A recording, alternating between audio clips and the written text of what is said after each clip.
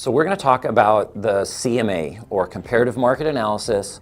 There's a few things to know. So we're going to start just with the word CMA. A lot of people feel like this is synonymous with appraisal. If you just recently have been through your real estate licensing class, one key thing to know is as a real estate agent, you aren't typically licensed to use the word appraisal. So your insurance doesn't cover you if you say, I'm going to appraise your property.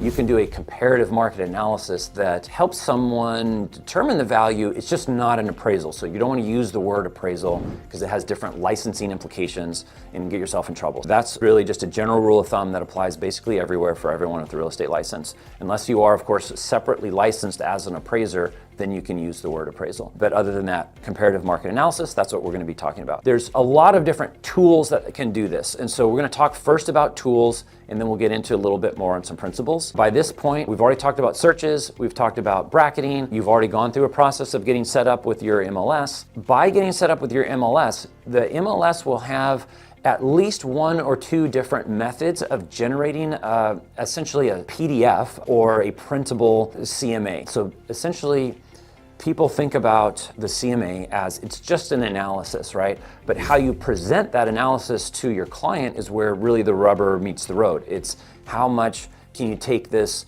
kind of infinite amount of property data and combine it to just something that makes sense, that's relatable, that helps the seller make a good decision about what the value of their house is. I'm going to pause right there to say, you're going to hear me talk mostly about a CMA in the context of working with a seller. I think some of the best buyer's agents will actually do CMAs for their buyer clients, right? So buyers interested in offering on a particular home, you might do a CMA, an analysis of that home, and helping them either feel good or maybe they back off a little bit about whatever offer price that they were going to make. Maybe they were coming in low, kind of stuck on a lower price, but the CMA you do may help show them that actually there's a lot more value here. If you really want this house, I think we're okay. Or the other way around, they're particularly attached to the house maybe for some non-analytical reasons, which is completely normal and okay. But if you want to provide that CMA, it can kind of help quantify what's going on in the neighborhood. So that being said, we're going to talk mostly about this in the context of working with the seller. The analysis is one thing, the presentation of that analysis is another.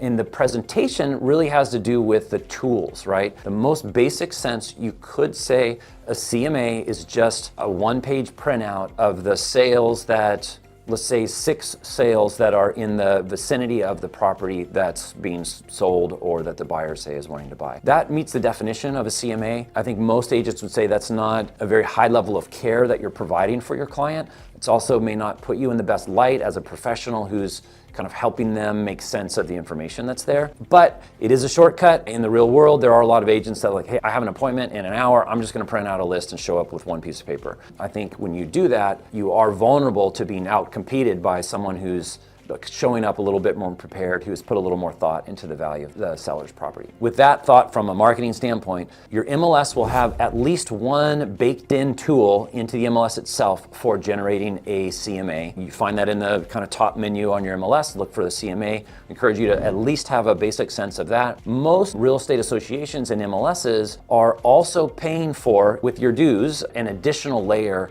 of some other CMA tool that gives a little bit fancier presentation, for lack of a better way to put it, where you can include a little bit more information about which of these comparable properties you're giving the most emphasis to, which ones have similar features, and you can kind of compare and contrast the features of those comparables. Depending on your MLS, you definitely want to at least have familiarity with the other tools that are available that you're already paying for. And then different companies may have different tools as well, but at least everyone has access to at least 2 tools through their MLS. The one that we will spend some time on the next video talking about is RPR, in part because this is available to everyone nationwide. So the National Association of Realtors has come out with this RPR, which is the Realtor Property Resource. That's what it stands for, and every realtor member has access to this. There's a ton of information in it, and it can fairly quickly make some pretty nice presentations for you. So as well as it helps you do that analysis, but also present that analysis in a way that you can kind of choose the level of detail that you want. If you want to go full bore, it'll print out a 75-page report for your seller. That's going to be too much for most sellers. It also gives you the way to include some of your own qualifications. You can build in some marketing in addition to the analysis that you put in there. That will be next. With that kind of overview of the tools and what kind of counts or doesn't count as a CMA. Next, we'll look more specifically at how you would do a CMA in RPR, which everyone should have access to. So we're going to talk about CMAs a little bit more in depth. In this case, I'm going to talk about the statuses of the properties that you're going to use when you're putting together a CMA. The most common way that you hear about is just with solds. Like, what are other sold properties near your seller's property that fall within certain bracketed criteria, like we've talked about in other videos, but just what are the sold properties that influence the value? And that is primarily how an appraiser will value a property. They're primarily going to lean the most weight on just sold properties.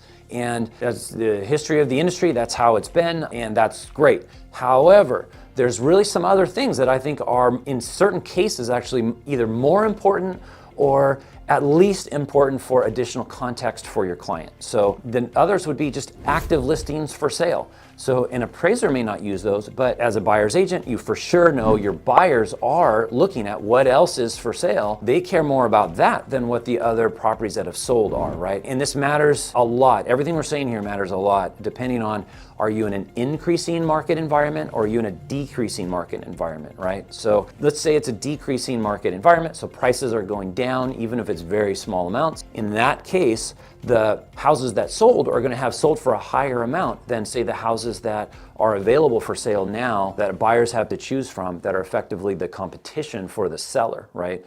And then the reverse is true in an increasing environment. So the houses that sold a while ago, the seller may not care as much about those because they know just the way the market is, they can get more than what their neighbor got a couple months ago. In kind of long historical terms, this didn't matter as much because the real estate industry and the market was known for not being volatile, like making much slower changes. But I think you can see over recent years, even though the real estate market is a lot less volatile and more stable than, say, the stock market, the rate of change in the real estate market has increased. Like, it does change faster than it used to. So whether you're in an increasing market or a decreasing market does matter.